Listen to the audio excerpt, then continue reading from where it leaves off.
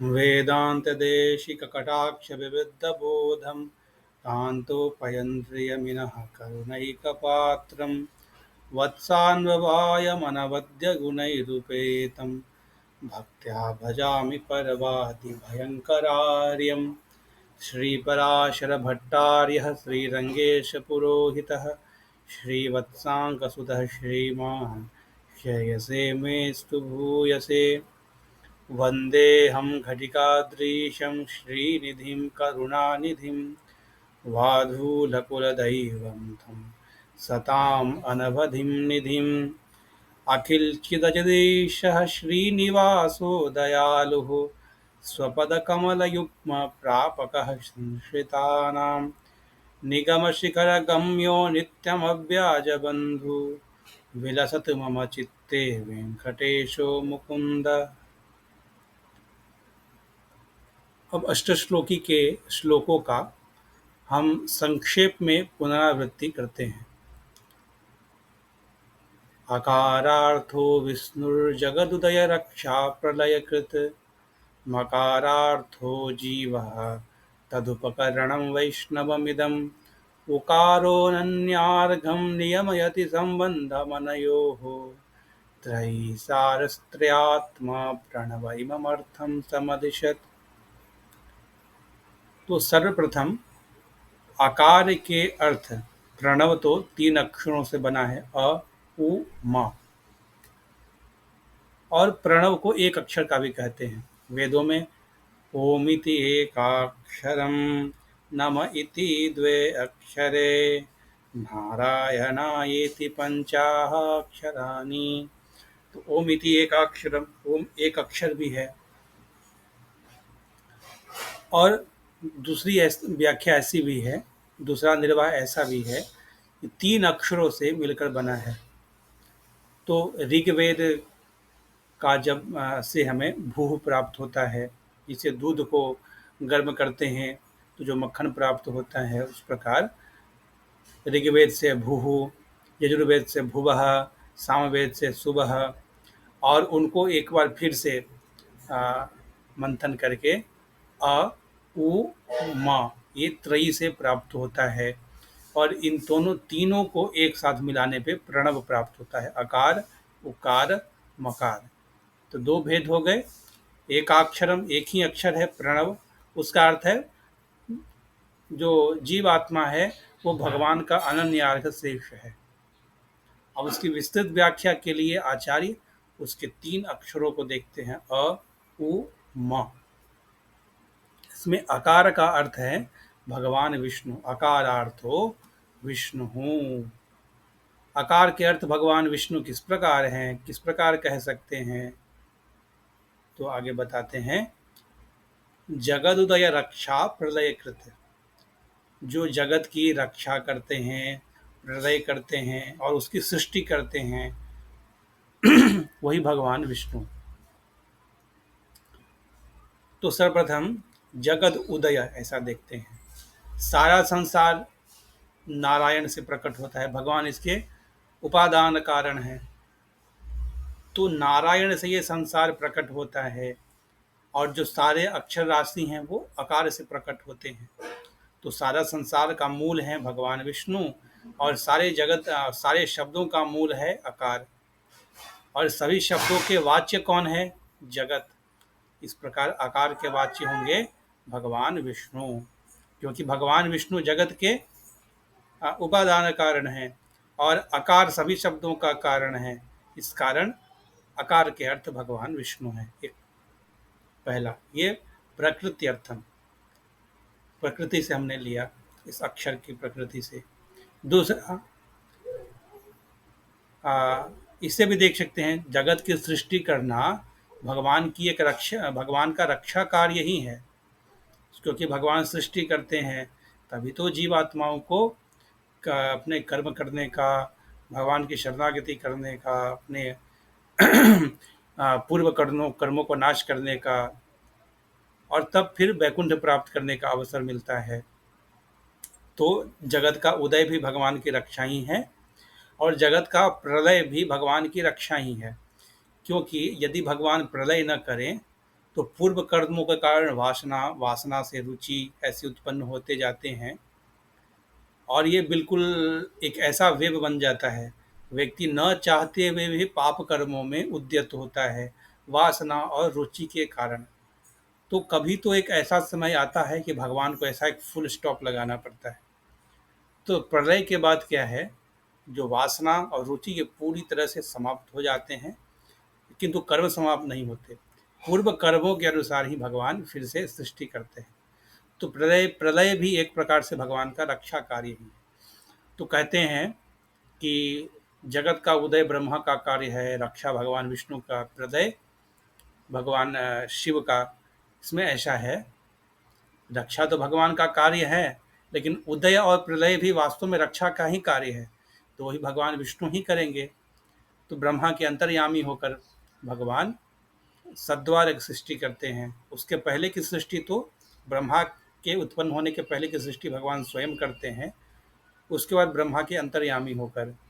प्रलय का कार्य भी भगवान, जहाँ तक का रुद्र तक का प्रलय होता है वहाँ तक का प्रलय भगवान रुद्र के अंतर्यामी होके उसके बाद तो स्वयं साक्षात ही करते हैं।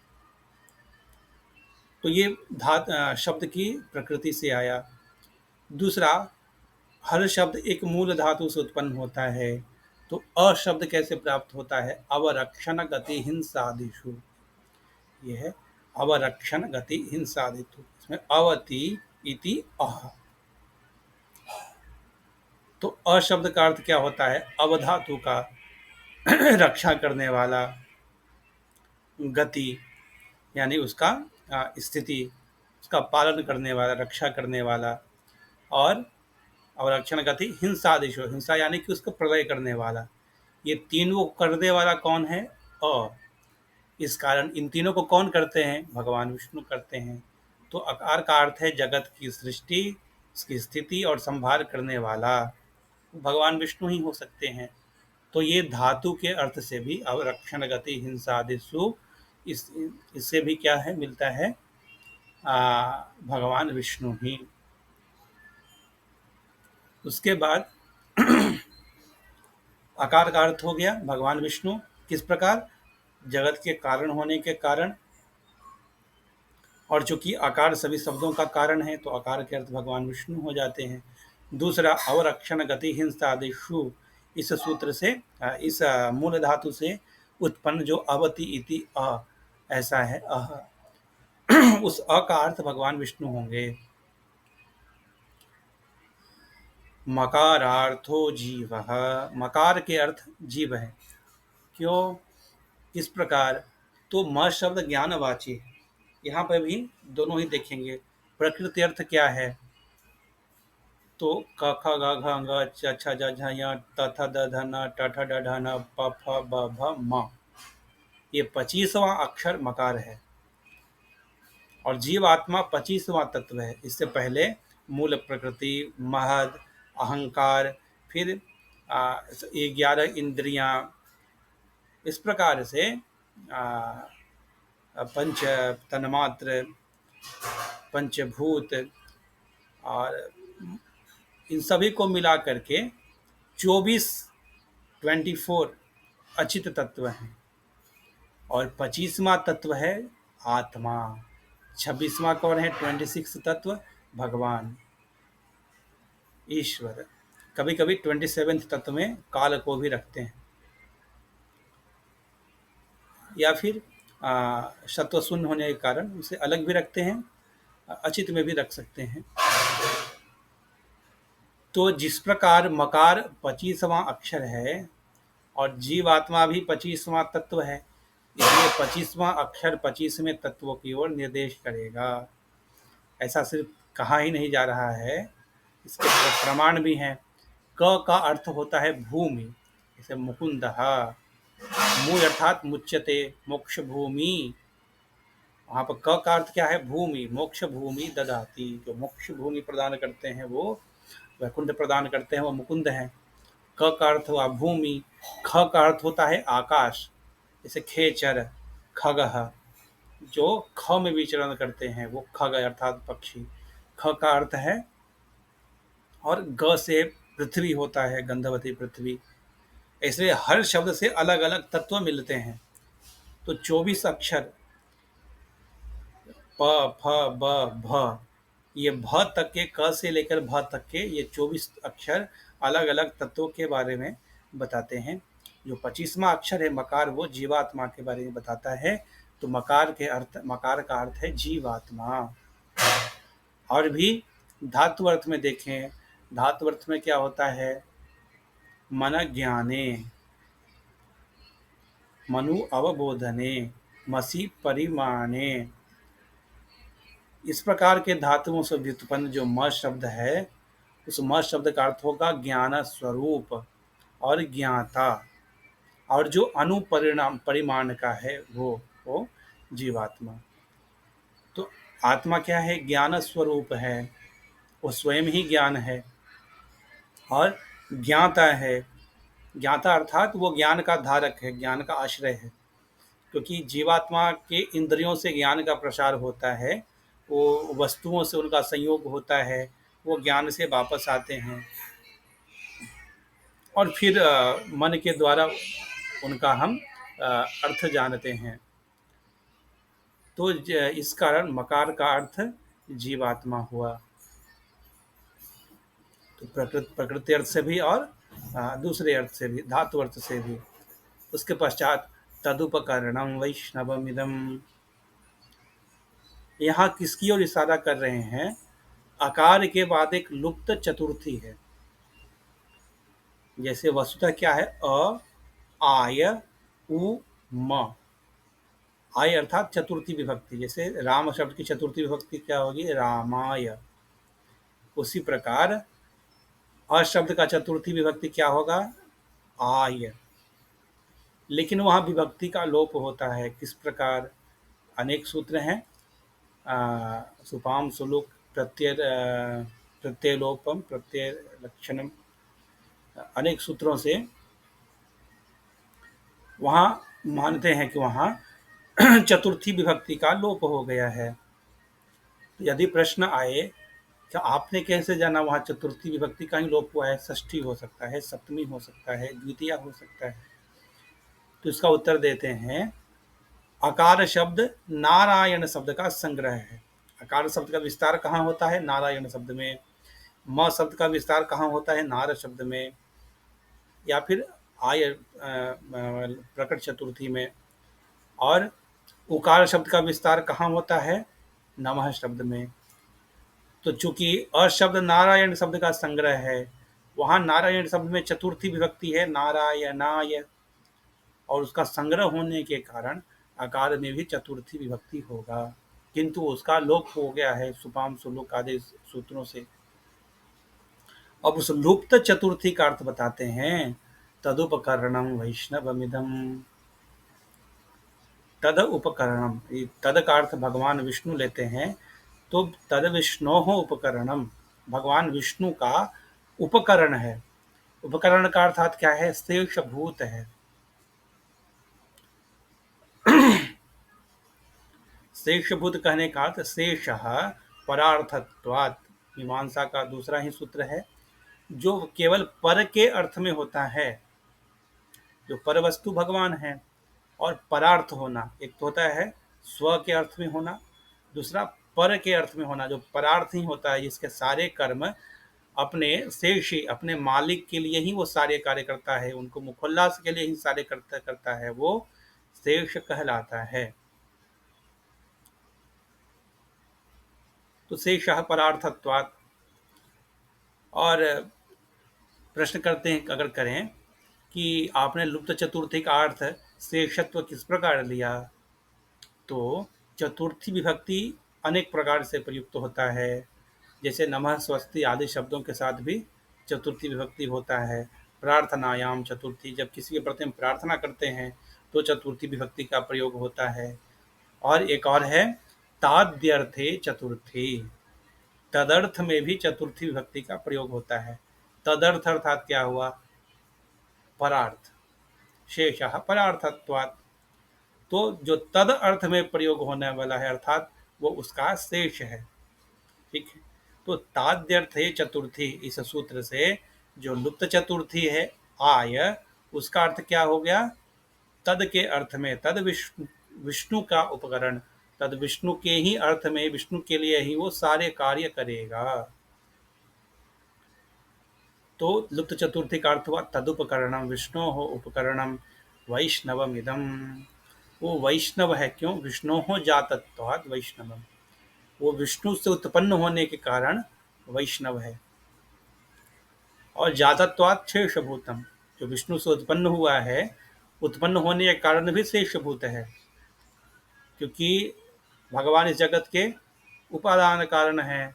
भगवान ही सृष्टि जगत के रूप में परिवर्तित होते हैं। तो क्या साक्षात भगवान? नहीं, जगत के शरीरक भगवान, भगवान का शरीर जगत के रूप में परिवर्तित होता है। तो यहाँ शरीर आत्मा भाव आया। शरीर आत्मा भाव का अर्थ क्या हुआ?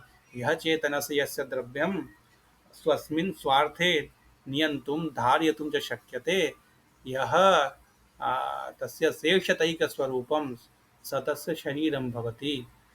वहाँ नियंता, नियाम्य भाव, शेष शेष भाव, आधार आधेय भाव, ये तीन जहाँ पे आते हैं, वो वस्तु उसका शरीर कहलाता है। तो भगवान का शरीर होने के कारण भगवान के शेष भूत हैं, भगवान के नियाम्य हैं। तो विष्णु से उत्पन्न होने के कारण क्या है? सारा जगत भगवान विष्णु का शेष है। स्वरूप से ही सभी क्या हैं? भगवान के शेष हैं। कोई इसको जाने या न जाने, कि तो जीवात्मा का स्वरूप ही क्या है? भगवान का शेषभूत होना। इसलिए मुमुक्षु परि में कहते हैं शेषत्वमेव आत्मनः स्वरूपम। कहते हैं शेषत्व स्वरूप है, या पूर्व में आपने बताया ज्ञान स्वरूप, ज्ञातृत्व जीवात्मा का स्वरूप है। तो आचार्य कहते हैं शेषत्वे सति ज्ञातृत्वम आत्मनः लक्षणम, शेषत्व के साथ ज्ञातृत्व होना जीवात्मा का लक्षण है। इसलिए देखिए आय म, तो म से पहले ही आय आ गया है, अर्थात शेषत्व अधिक महत्वपूर्ण है ज्ञातृत्व की अपेक्षा। किस प्रकार? यदि मणि में औज्ज्वल्य न हो, प्रकाशमान न हो, तो मणि का कीमत होगा क्या? 1 रुपया भी नहीं होगा। और यदि पुष्प में सुगंध न हो, तो पुष्प की कीमत होगी नहीं, सब उसे फेंक देंगे। उसी प्रकार यदि जीवात्मा में शेषत्व न हो, तो वह जीवात्मा का स्वरूप नाश है, जीवात्मा किसी काम का नहीं है। इसलिए शेषत्व अधिक महत्वपूर्ण होने के कारण लुप्त चतुर्थी प्रथम आया है, उसके बाद मकार आया है। तो शेषत्वे सति ज्ञातृत्वम आत्मनः लक्षणम। तो शेषत्व किससे शब्द से मिलता है? लुप्त ताद्यर्थ चतुर्थी, अ के बाद जो लुप्त चतुर्थी हुई है उससे ये अर्थ मिला। और विष्णु हो संबंधी होने के कारण सभी किस प्रकार हैं? विष्णु हो जातत्वात्, सभी वैष्णव हैं। दूसरा अर्थ आचार्य बताते हैं कि तदुपकरणम, तद का अर्थ यहाँ जीवात्मा रख लीजिए, कि जीवात्मा का भी जो उपकरण है, अर्थात ये सभी अचेतन, ये लैपटॉप, ये खुद मेरा शरीर, ये मेरा नहीं है। वैष्णवम, वैष्णव अर्थात ये विष्णु का है। अर्थात मेरे भी जो शेषभूत ये शरीर है, ये सभी वस्तुएं हैं, ये वास्तव में मेरे नहीं है। मेरा शरीर भी मेरा नहीं है, ये भगवान का है, भगवान की संपत्ति है। मेरे प्रिय चाहने वाले पुत्र पुत्री आदि, वो सब भी मेरे नहीं हैं, भगवान के हैं। ये मेरा जितना भी लैपटॉप है, चश्मा है, जो भी है, उपनेत्र है, ये सभी वैष्णवम, भगवान विष्णु के हैं। ये यहाँ पे दूसरा अर्थ आया तदुपकरणम। तद का अर्थ अगर यहाँ जीवात्मा लेते हैं। उसके पश्चात उकार का अर्थ, उकारो अनन्यार्घम नियमयति संबंधमनयोः त्रयीसारस्त्र्यात्मा प्रणवयमर्थम समदिशत। तो यहाँ पे उकार का अर्थ बताते हैं। जैसे मकार का अर्थ है जीवात्मा, आकार का अर्थ है भगवान विष्णु। दोनों के बीच में संबंध क्या है? शेषत्वम, लुप्त चतुर्थी से प्राप्त हुआ। यानी मकार जो जीवात्मा है, वो आकार नारायण का शेष है। उन दोनों के बीच का संबंध को नियमन करता है। अनयोः संबंधम, अनयोः का अर्थात मकार और आकार के बीच ये संबंध का नियमन करता है। किस प्रकार? अनन्यार्हम, अर्हम का अर्थ है योग्य, न अर्हम, न अन्य अर्हम। वो जीवात्मा किसी अन्य के शेष होने का योग्य नहीं है, केवल भगवान का ही शेष है। उस एव के अर्थ में ही बोलते हैं ना, मकारवाची जीवात्मा भगवान का शेष है। अगर उसमें ऊ शब्द देखते हैं तो भगवान का ही शेष है, अर्थात न हम अपने बॉस के, न हम अपने परिवार के, और न बंधु बांधवों के, न अन्य देवताओं के, किसी के शेषभूत नहीं है, एकमात्र भगवान के शेष हैं। ये उकार से प्राप्त होता है। किस प्रकार? तो स उ श्रेयान भवति जायमानः, यहाँ पर उ का अर्थ क्या है? स उ श्रेयान, वह श्रेयान भगवान ही जायमान होता है। उ का अर्थ ही एवं में प्रयुक्त होता है। त्रयी सारस्त्र्यात्मा प्रणवमर्थम समदिशत, त्रयी का अर्थात है वेद। त्रयी का सार कौन है? प्रणव। ओम जो है वो त्रयी का सार है। त्रयात्मा, ये 3 अक्षरों का बना है, अ उ म, इसलिए त्रयात्मा। इस प्रकार प्रणव का अर्थ यहाँ समझाया गया प्रथम श्लोक। दूसरा श्लोक देखें। मंत्र ब्रह्मणि मध्यमेन नमसा पुंसस्वरूपं गतिः गम्यं शिक्षितमीक्षितेन पुरतः पश्चादपि स्थानतः स्वातन्त्र्यं निजरक्षणं समुचिता वृत्तितनान्योश्चिता तस्यैवेति हरिर्विविच्य कथितं स्वस्यापि नार्हं ततः। अर्थात मंत्र ब्रह्म कौन है? अष्टाक्षरी महामंत्र, क्योंकि स्वयं भगवान वेद व्यास अपने दोनों हाथ ऊपर करके ऐसी प्रतिज्ञा करते हुए नरसिंह पुराण में कहते हैं, जो यहाँ आचार्य ने यहाँ बताया, उसको उद्धृत भी किया है। भूर्त्वा ऊर्ध्व बाहु, दोनों हाथ उठाकर कहते हैं, न मंत्रो अष्टाक्षरात् परः। इसे सभी भगवान में सबसे बड़े हैं नारायण, सभी मंत्रों में सबसे बड़ा है अष्टाक्षर महामंत्र। इसलिए मंत्र ब्रह्म अर्थात श्रेष्ठ, सभी मंत्रों में श्रेष्ठ, उसके मध्य में है कौन? नमः। और नमः शब्द सबसे महत्वपूर्ण शब्द है पूरे ही मंत्रार्थ में। कहते हैं नारद मुनि जब श्वेत द्वीप गए तो हाँ, उन्होंने देखा कि सभी नारायण शब्द का ही, नमः शब्द का ही अनुसंधान कर रहे हैं। मुक्तानाम लक्षणम ही एतत् यथा श्वेत द्वीपवासिनाम मध्यांजलि हिता पुष्टा नम इत्येव वादिना। तो नमः नमः नमः ऐसा करते हैं।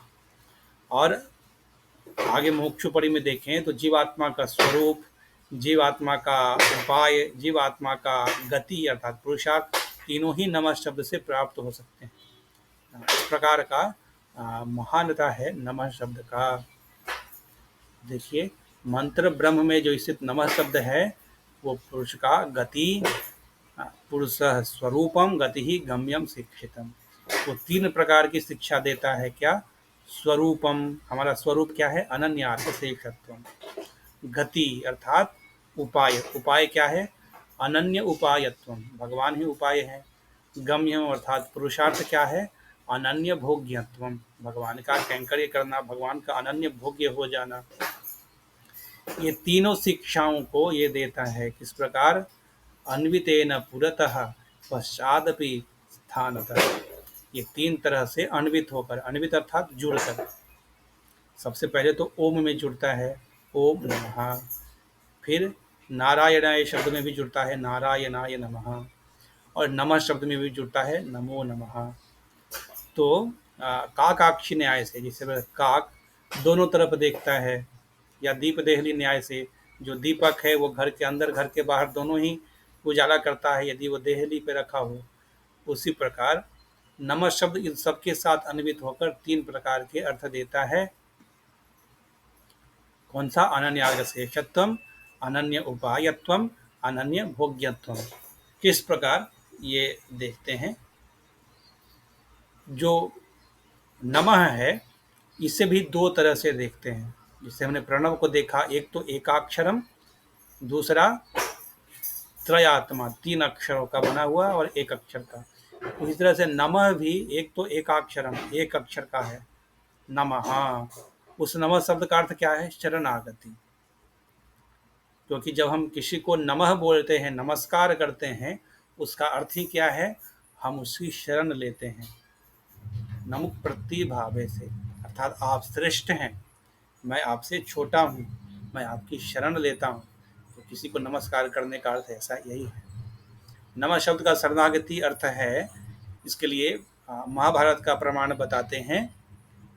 श्री मार्कंडेय ऋषि पांडवों को कहते हैं, गच्छध्वम एनम शरणम पुरुषः पुरुषर्षभः सर्वेषां च लोकानां माता पिता च माधवः। उस माधव की शरण लो। तो सभी पांडव द्रौपद्या सहिता सर्वे नमश्चक्रुः जनार्दनम। वहाँ आदेश था जाकर शरणागति करो। यहाँ द्रौपदी के सहित पांडव जाकर भगवान कृष्ण को लाक्षागृह की घटना के बाद जाकर नमः, केवल नमः बोलते हैं, अर्थात नमः बोलना ही शरणागति है। नमः शब्द का अर्थ ही शरणागति है। ये अखंड नमस अर्थात एक शब्द है नमस। दूसरा है सखंड नमस, खंडे न सहितम, खंड के साथ अर्थात सखंड। वो न मह, इसको दो अलग अलग अक्षरों में देखना है। तो म शब्द का षष्ठी विभक्ति होगा। जैसे राम शब्द का सबसे क्या है, रामस्य, राम का। अहम शब्द का षष्ठी क्या है, मम, मेरा। इस तरह से म शब्द का षष्ठी क्या है, मह, म का। म कौन है, जीवात्मा। मह मतलब जीवात्मा का, अर्थात मेरा। न से क्या निषेध होता है, नहीं, मेरा नहीं, अर्थात यहाँ पारतंत्र। पारतंत्र का अर्थ क्या होता है, पर प्रधानम। स्वातंत्र मतलब स्वम प्रधानम, मैं प्रधान हूँ, स्वातंत्र बुद्धि। परम प्रधानम, जो पर है वो प्रधान है, मैं प्रधान नहीं हूँ। उनकी इच्छा से मुझे कार्य करना है, उनकी आज्ञा से कार्य करना है। अपना मन माना करे तो स्वातंत्र्यम, उनकी इच्छा से करे तो पारतंत्र्यम। तो पारतंत्र अर्थ मेरा नहीं, भगवान का, ये अर्थ मिलता है न महा। तो सखंड नमस को ही 3 स्थानों पे जोड़ते हैं। ओम नमः। ओम का अर्थ क्या था, जीवात्मा सिर्फ और सिर्फ भगवान का शेष है, ये प्रणव का अर्थ है। जीवात्मा भगवान का ही शेष है, उसमें नमः जोड़ते हैं तो अपना भी नहीं है, भगवान का ही शेष है, अपना भी नहीं है, अर्थात वो स्वतंत्र भी नहीं है। क्योंकि भगवान का ही शेष कहने से अर्थ है, ठीक है दूसरों का नहीं हूँ ना, अपना तो शेषभूत हो सकता हूँ, अहम स्वतंत्र है, ईश्वरो अहम भोगी, मैं भोगता हूँ। कहते नहीं, तुम भोगता नहीं हो, तुम परतंत्र हो, न महा। दूसरा नमः नमः, संधि होने पे नमो नमः। तो एक नमः का अर्थ हमने क्या कहा, शरणागति। सखंड नमस्कार का, अखंड नमस्कार, शरणागति। उसमें अगर जोड़ते हैं न महा, अर्थात ये शरणागति भी मेरा नहीं है, किसका है, भगवान का है। उपाय किसका है, उपाय भगवान ही है, उपाय में मेरा कोई अन्वय नहीं है, भगवान ही उपाय हैं, भगवान ही मेरी रक्षा करेंगे। इस प्रकार का दृढ़ विश्वास क्या है, कर्म ज्ञान भक्ति मेरी रक्षा नहीं करेगा, भगवान ही रक्षा करते हैं। यही इस प्रकार का अध्यवसाय ही शरणागति है। ये तो द्वय मंत्र में हम विस्तृत रूप से देखेंगे शरणागति क्या है। कि तो ये शरणागति भी मैंने किया है क्या, ये भगवान ने किया है। इस प्रकार तो जीवात भगवान के ही अनंत जन्मों का फल है, क्योंकि मैं तो पूर्व में ही शरणागति कर लेता यदि मुझे ही करना होता, किंतु अब तक मैंने नहीं किया, अब जाकर किया है, अर्थात भगवान का इतने जन्मों का प्रयत्न है। तो अद्वेषम, सबसे पहले भगवान ने सत्वगुण का वृद्धि किया। किस प्रकार किया, तो जीवात्मा को पुण्य को ही आधार मानकर, सुकृतों को आधार मानकर। वो सुकृत भी कैसे थे, क्या मैंने सच में पुण्य किया था, नहीं। उदाहरण देते हैं, एक कोई गाय को मारने के लिए पीछे पीछे दौड़ रहा है, गलती से मंदिर की परिक्रमा कर लिया, तो भगवान ने कहा अरे मेरी परिक्रमा किया है, तो उसे पुण्य के रूप में रख लिया। और यदि कोई जुआ खेलने के लिए अपने गांव के बाहर उसने एक घर बनाया, वहाँ लोग जुआ खेलते हैं। एक दिन वहाँ साधुओं का समाज रात्रि को जा रहा था, रात्रि को वहाँ विश्राम किया, उन लोगों ने जल आदि ग्रहण किया। भगवान क्या सोचे, अरे इसने मेरे साधुओं को इसने आश्रय दिया है रात्रि को, तो उसे पुण्य में रख लिया। इस पर क्योंकि हम तो इतने पुण्य